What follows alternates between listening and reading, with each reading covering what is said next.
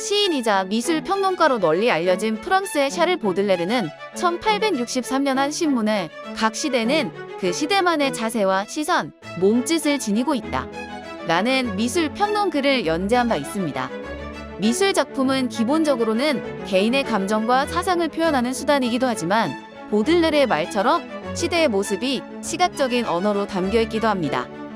김홍도의 씨름을 통해 조선 후기의 장터의 모습, 에드가 드가의 발레 교습소를 통해 1870년대 파리의 무용수의 모습을 생생하게 확인할 수 있는 것처럼 말입니다. 더 나아가 수많은 화가들은 그들만의 시선으로 눈앞에 펼쳐진 자연 풍경을 화폭에 담습니다. 때로는 배경으로, 때로는 중심 주제로 화폭에 담긴 산과 바다, 하늘과 노을 등은 표현 방식에 따라 조금씩 다르지만 마치 오래된 사진처럼 당시의 모습을 보여줍니다.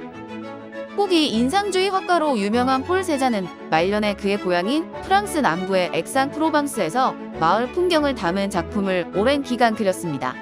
생트 빅투아르 산, 연작은 마치 세잔의 집에 초대되어 창밖을 바라보는 것처럼 빅투아르 산의 풍경이 시간의 흐름과 날씨의 변화에 따라 달라지는 것을 직접 보여줍니다. 이는 과거의 미술 작품을 감상하면 흐르는 시간 속의 자연의 모습 또한 얼마나 달라졌는지 확인할 수 있는 기회가 된다는 의미이기도 합니다. 사실 지구의 기후변화를 측정하는 과학적인 조사가 시작된 시기는 고작 150여 년에 불과합니다. 즉, 근대의 기상관측 기술을 적용하기 전에 그려진 수많은 미술 작품은 기후변화를 담고 있는 또 다른 기록물인 셈입니다. 이 부분에 집중한 과학자들은 과거에 그려진 미술 작품을 통해 기후변화를 관찰하려는 시도를 하고 있습니다.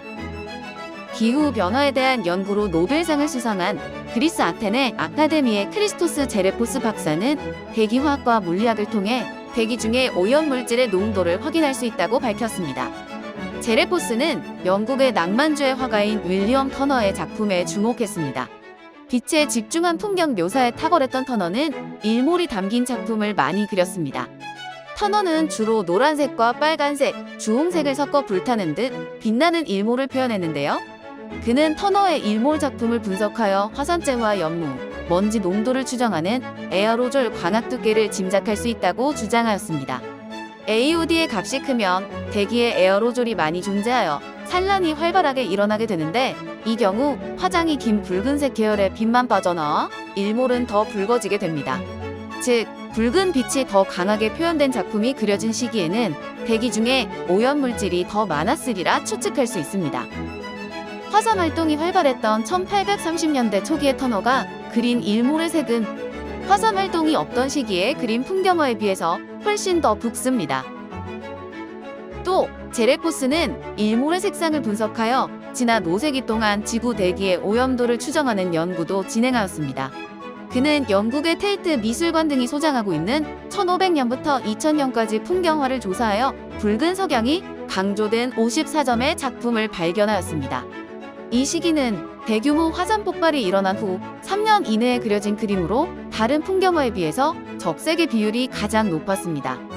또 500년간의 풍경화를 시간순으로 분석해보니 산업혁명 이후 대기는 더욱 붉어지는 경향이 있었습니다. 이것은 화산 폭발 등을 통한 대규모 화산재 유입이 없던 시기에도 오염물질이 지속적으로 확산되었다는 것을 방증합니다.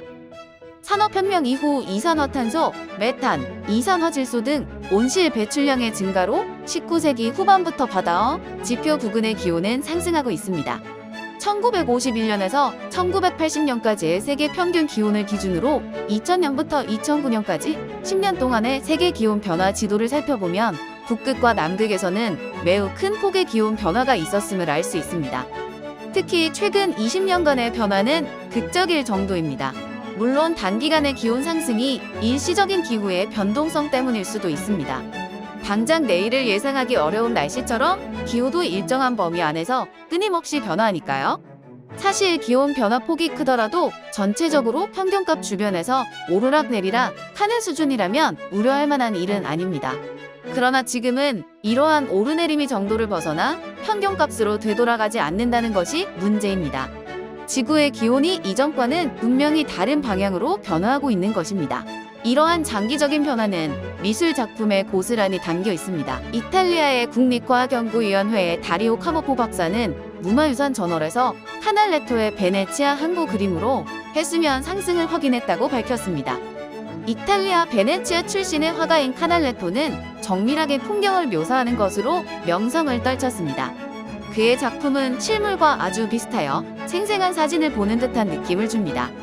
카모포 박사는 카날레토 작품 등 100여 점의 그림을 분석하여 건물 벽에 붙은 해초띠가 매년 27mm씩 상승했음을 알아냈습니다.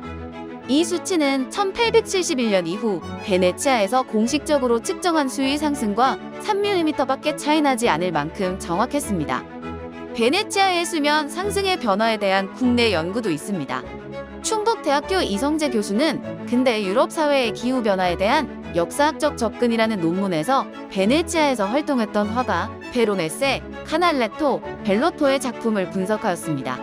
활동 시기가 달랐음에도 3명의 그림 속 해수면의 높이는 거의 일정하였습니다.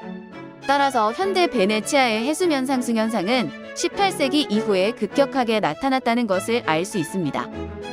더 극적인 기후변화를 관찰할 수 있는 미술 작품도 있습니다. 코톨드 미술연구소의 테오 고든 박사는 알프스 산맥의 빙하를 담은 미술 작품들 속에서 지구 기온 상승을 직접적으로 느낄 수 있다고 밝혔습니다. 위의 그림과 사진을 비교해보면 알 수 있듯이 17세기부터 19세기까지 알프스의 로어 그린델 발트 빙하의 모습은 현재 우리가 보고 있는 알프스와는 많이 다릅니다. 테오 고든 박사는 이러한 점에 주목하였습니다. 그는 사진이 발명되기 전부터 빙하를 그린 대량의 미술 작품을 비교하면 알프스 빙하의 변화 속도와 모양을 재구성할 수 있다고 주장하였습니다. 물론 미술 작품을 통해 기후 변화를 정확하게 분석하여 그 수치를 표준화하는 것은 어렵습니다. 화가는 자연을 정확하게 측정하는 과학자가 아니라 풍경을 독창적인 자신만의 방식으로 화폭에 담는 예술가이기 때문입니다. 하지만 현재 진행 중인 기후변화의 모습이 담긴 수많은 미술 작품은 우리에게 지구의 환경이 얼마나 빨리 변하고 있는지 경고합니다.